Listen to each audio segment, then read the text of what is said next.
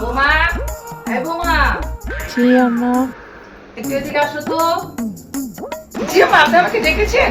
শুনো বৌমা, তোমার বাবা যেগুলো বাজার এনেছে, তুমি এক কাজ করো, সেগুলো তাড়াতাড়ি ধুয়ে ফেলো তো, তারপর আমরা একসাথে মিলে রান্না করে ফেলবো।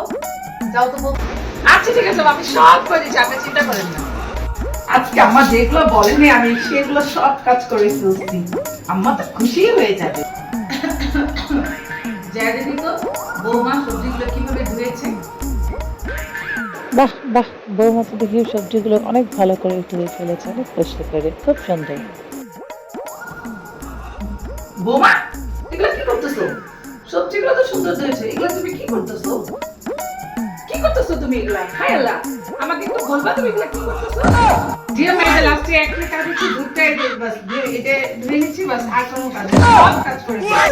এটা দেখেন, এটাতে আমি লবণ ধুয়ে ফেলেছি, এটাতে চিনি ধুয়েছি, তারপরে এই যে দেখেন এই যে গুঁড়া দুধ এটাও ধুয়ে ফেলেছি, আর এই যে চাপাতি সব কিছু ধুয়ে ফেলেছি। এই যে দেখেন আম্মা, নেন।